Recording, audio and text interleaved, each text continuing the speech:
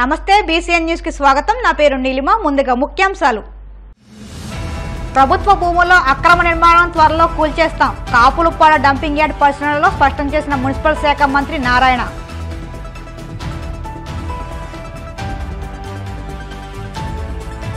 హైదరాబాద్ హైటెక్స్ లో 12వ సిఎన్సి ఎక్స్పోలో ప్రత్యేక ఆకర్షణగా నిలిచిన Bhim TV stall.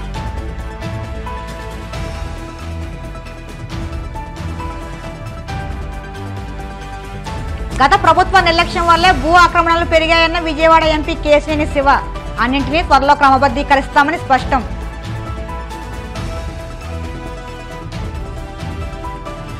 Grade 1 వీఆర్ఓలకు senior సహాయకులుగా పదోన్నతులు ప్రభుత్వాన్ని డిమాండ్ చేసిన ఏపీ గ్రామ రెవెన్యూ అధికారుల సంఘం।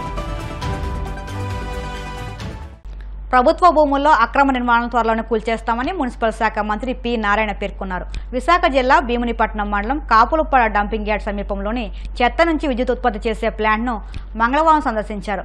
భీమిలి ఎమ్మెల్యే గంటా శ్రీనివాసరావుతో కలిసి ప్లాంట్లోని అన్ని విభాగాలను మంత్రి నారాయణ నిశితంగా పరిశీలించారు। ఈ సందర్భంగా మంత్రి మాట్లాడుతూ వేస్ట్ టు వెల్త్ కింద రాష్ట్రంలో చేపట్టిన మొదటి ప్రాజెక్టు ఇదేనని, సింగపూర్లో 4 వేస్ట్ ప్లాంట్లు, కోటి జనాభా కలిగిన టోక్యోలో 48 డివిజన్లకు 49 వేస్ట్ ప్లాంట్ ఉన్నాయని వివరించారు। 13 ఉమ్మడి జిల్లాలో 13 వేస్ట్ ప్లాంట్లు ఏర్పాటు చేయాలని సీఎం చంద్రబాబు భావించారని, 1500 టన్నుల సామర్థ్యంతో విశాఖ ప్లాంట్, 1000 టన్నుల సామర్థ్యంతో గుంటూరు ప్లాంట్ ప్రస్తుతం రాష్ట్రంలో నడుస్తున్నాయని అన్నారు। అలాగే 203 అన్నా క్యాంటీన్లలో 202 భవనాలు సిద్ధంగా ఉన్నాయని, ఆగస్టు 15న 100 క్యాంటీన్లు ప్రారంభించామని, సెప్టెంబర్ 11న మరో 75 ప్రారంభిస్తామని అన్నారు। విశాఖపట్నంలో మున్సిపల్ కార్పొరేషన్ మరియు అర్బన్ అథారిటీ మీద రివ్యూ కోసం ఇక్కడికి వచ్చాను యాక్చువల్గా। అయితే ఈ వేస్ట్ ఎనర్జీ ప్లాంట్ అనేది మన రాష్ట్రంలో, ఆంధ్రప్రదేశ్ రాష్ట్రంలో this is the first plant. Combined ఆంధ్రాలో కూడా ఇదే ఫస్ట్ ప్లాంట్। ఎందుకంటే 2014 నుంచి 19 దాకా నేను మినిస్టర్గా ఉన్నప్పుడు అమరావతి రాజధాని కోసంగా అనేక దేశ విదేశాలు తిరిగాం। టోక్యో కావచ్చు, సింగపూర్ కావచ్చు, చైనా, జపాన్, రష్యా అనేక అక్కడంతా యాక్చువల్గా దీని మీద సాలిడ్ వేస్ట్ మీద స్టడీ చేసాం। సాలిడ్ వేస్ట్, లిక్విడ్ వేస్ట్ గత ప్రభుత్వం వైఎస్ఆర్సీ ప్రభుత్వంలో అన్ని వ్యవస్థలు నిర్వీర్యం అయిపోయినాయి। అసలు ఎక్కడేముందో తెలియదు, ఎవరేమేం చేశారో తెలియదు। ఎందుకంటే ముఖ్యమంత్రి గారు ఇంట్లో కూర్చున్నారు, ఆయన బయటికి రాలా। ఎక్కడికక్కడ ఎమ్మెల్యేలు, మంత్రులు వాడి వచ్చాడు చేశారు। బహుశా వాళ్ళకు కూడా తెలియదేమో। నేను అడిగాను, ఈ ప్లాంట్ ఎవరన్నా 5 సంవత్సరాలు విజిట్ చేశారంటే ఎవరు విజిట్ చేయలేదు సార్ అన్నారు। ఏ మంత్రి విజిట్ చేయలేదని। ప్లాంటు ఇలాంటిది ఇన్నోవేటివ్గా తెచ్చినప్పుడు ఇట్లాంటి చూడాలా, స్టడీ చేయాలా, పెట్టాలా। గత ప్రభుత్వం అన్నీ వదిలేసింది। ఈరోజు నా డిపార్ట్మెంట్ తీసుకుంటే ఎక్కడే ఉందో తెలియదు। 2 నెలల నుంచి కంప్లీట్గా విజయవాడని కూర్చొని అధికారులను పిలిచి అన్ని కార్పొరేషన్లు, మున్సిపాలిటీస్ రివ్యూ చేస్తూనే ఉండాలి।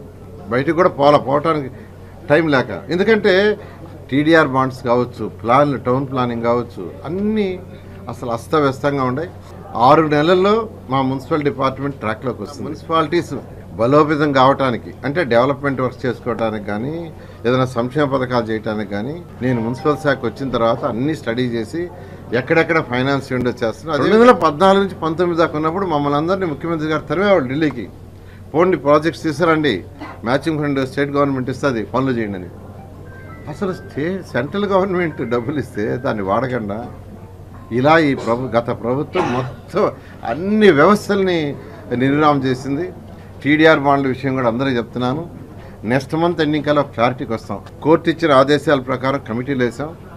ఆ కమిటీల రిపోర్ట్ వచ్చిన తర్వాత కోర్టు ఆదేశాల ప్రకారం ఇంప్లిమెంట్ చేస్తూ నెక్స్ట్ మంత్ ఎండింగ్ కంప్లీట్ చేస్తామని రాష్ట్ర ప్రజలకు తెలియజేస్తాను। డెవలప్మెంటే కాదు, మా ముఖ్యమంత్రి గారు ఒకటే చెప్తారు, సంక్షేమ ప్రజలకు జరగాల, డెవలప్మెంట్ జరగాల।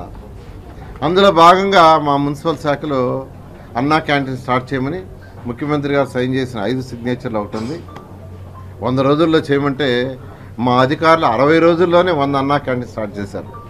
మళ్ళీ ఇంకొక 75 అన్నా క్యాంటీన్స్ని సెప్టెంబర్ 13 స్టార్ట్ చేస్తున్నారు। మా అధికారులు అయితే 203 అన్నా క్యాంటీన్స్లో 202 రెడీ చేశారు। హైదరాబాద్ హైటెక్స్లో 12వ సిఎన్సి ఎక్స్పో బుధవారం ఘనంగా ప్రారంభమైంది.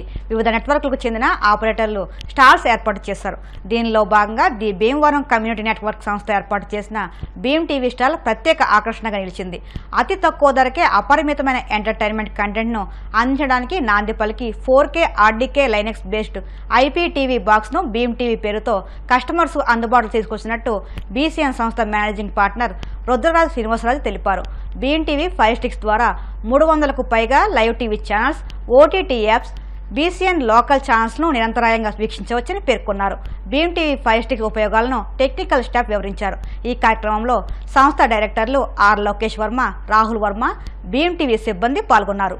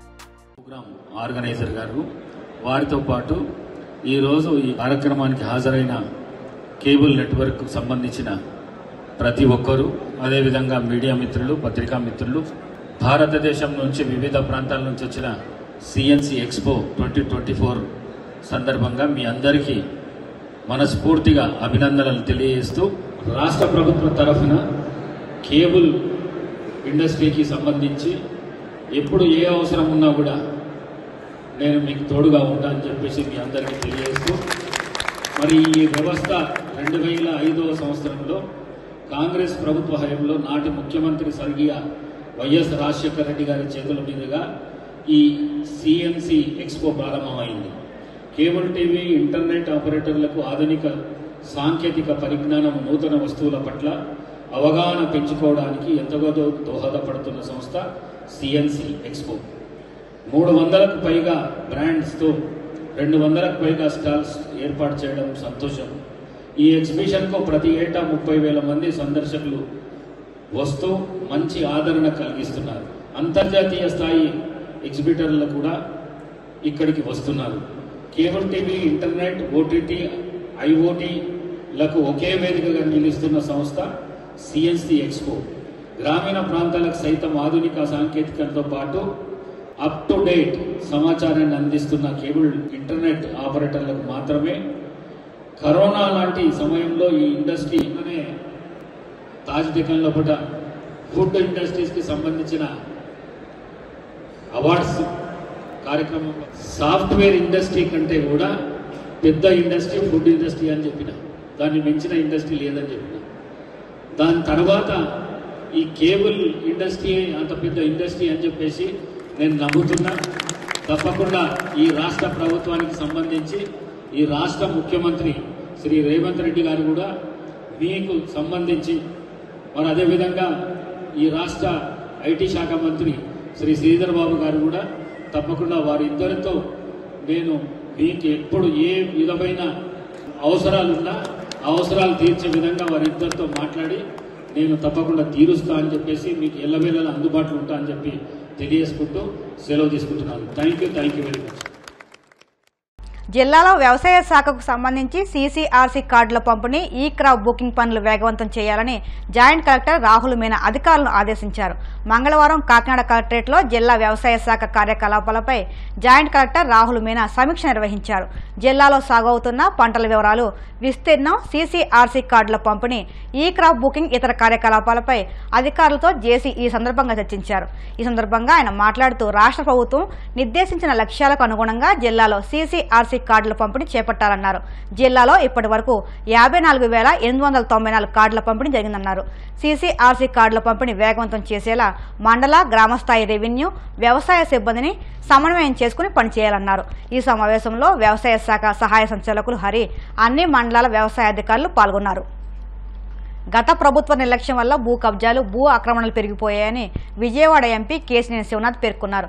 కృష్ణా జిల్లాలోని ఎమ్మెల్యేలతో కలిసి గ్రీవెన్స్లో వచ్చే ఫిర్యాదులపై సమీక్ష చేపట్టారు. అనంతరం ఎంపీ మాట్లాడుతూ రెవెన్యూ రికార్డుల్లో భూముల వివరాలు సరిగ్గా నమోదు కాకపోవడంపై ఫిర్యాదులు అందాయని అన్నారు. జోగి రమేష్, ఇతర వైసీపీ ఎమ్మెల్యేల ఆధ్వర్యంలో ఉమ్మడి కృష్ణా జిల్లాలో దేవాదాయ భూములే కాకుండా అగ్రిగోల్డ్ భూములు సైతం కబ్జాకు గురయ్యాయని అన్నారు. జగన్ పాలనలో ఒక్కో జిల్లాలో ఒక్కో మంత్రి భూదోపిడీ చేశారని, గత ప్రభుత్వ నిర్వాహకం వల్లే ఏపీ ఒలింపిక్ అసోసియేషన్ వివాదాలు చిక్కుందన్నారు. ఈ ఫెడరేషన్స్ క్రీడాకారుల దగ్గర కాకుండా వైసీపీ నాయకుల చెంత ఉన్నాయని, వాటిని త్వరలోనే క్రమబద్ధీకరిస్తామని అన్నారు. కేంద్ర మంత్రి రామ్మోహన్ నాయుడు గారి విజ్ఞప్తుల సేకరణ భాగంగా చూస్తుంటే మొత్తం ఈ సమస్యలు భూ కబ్జాల మీద, భూ ఆక్రమణల మీద, అంతేకాకుండా రెవెన్యూ రికార్డుల్లో భూములు సరిగ్గా రాయకపోవడం వల్ల ఇటువంటి ప్రాబ్లమ్స్ వల్ల ఎక్కువ మంది ఫిర్యాదులు అందుతున్నాయి. మనం చూస్తే ఉమ్మడి కృష్ణా జిల్లాలో దేవాదాయ భూములే కాదు, అగ్రిగోల్డ్ భూములే కాదు, జోగి రమేష్, అంతేకాకుండా ఇంకా చాలామంది ఎమ్మెల్యేలు ఆధ్వర్యంలో భూ కబ్జాలు చాలా జరిగాయి. ఇటువంటి ఒక్కొక్క జిల్లాలో ఒక్కొక్క మంత్రి ఆధ్వర్యంలో, ఒక్కొక్క పెద్ద నాయకుల ఆధ్వర్యంలో భూ కబ్జాలు జరిగింది. నెల్లూరు జిల్లా చూస్తే పెద్దిరెడ్డి ఆధ్వర్యంలో ఇట్లా రకరకాల ఆధ్వర్యంలో జరుగుతుంది. బాధ్యతలు ఎక్కువ మంది ఇది పరిశీలి చేయడానికి చాలా పార్టీ యంత్రాంగం ప్రతిరోజు జరిగే ఈ వినతుల సేకరణ కార్యక్రమానికి బాధ్యతలతో చాలా పెద్ద ఎత్తున వస్తుంది. అభివృద్ధీకరించి న్యాయం జరిగేలాగా పార్టీ కార్యాలయంలో మానిటరింగ్ జరుగుతుంది. దాంట్లో పాల్గొని ముందుగా ఒకటే చెప్తున్నాం, ఉమ్మడి కృష్ణా జిల్లాలో జరిగిన మేము కానీ ఎమ్మెల్యేలు అందరం కూడా ఎక్కడెక్కడ వినతి పత్రాలు వస్తున్నాయో వాటిని మేము కూడా పరిశీలించి వాటిని పరిష్కరించే విధంగా మేము అందరం కలిసిగా పండి ఎంతైనా కృష్ణా జిల్లా, గుంటూరు జిల్లాలో ఉన్న ఒత్తిడి కేంద్ర కార్యాలయంలో పడకుండా మేము పరిష్కరిస్తామని తెలియజేస్తాం. ఏపీ ఒలింపిక్ అసోసియేషన్ చాలా గొడవల్లో, చాలా కేసుల్లో, అంతేకాకుండా కొంతమంది వైసీపీ నాయకుల కబ్జాల్లో ఉన్నాయి. 34 ఫెడరేషన్స్ ఉన్నాయి ఆంధ్ర ఒలింపిక్ అసోసియేషన్ కింద. 34 ఫెడరేషన్లో కూడా దొంగ రిజిస్ట్రేషన్ అని చెప్పి అసోసియేషన్లో నిజమైన క్రీడాకారుల దగ్గర లేకుండా వైసీపీ నాయకులు చేతనున్నాయి. వాటిని త్వరలో క్రమబద్ధీకరించబోతున్నాం. ఎవరైతే దొంగ రిజిస్ట్రేషన్ చేశారో వాళ్ళ మీద క్రిమినల్ కేసులు కూడా పెట్టబోతున్నాం. క్రీడలో ఎక్కడ రాజకీయాలకి తానివ్వకుండా చంద్రబాబు నాయుడు గారు మీరు చూశారు, నేషనల్ గేమ్స్ ఇప్పుడు హైదరాబాద్లో పెట్టినప్పుడు కూడా ఏ రోజు కూడా అసోసియేషన్ విషయాల్లో కానీ తెలుగుదేశం పార్టీ జోక్యం లేదు.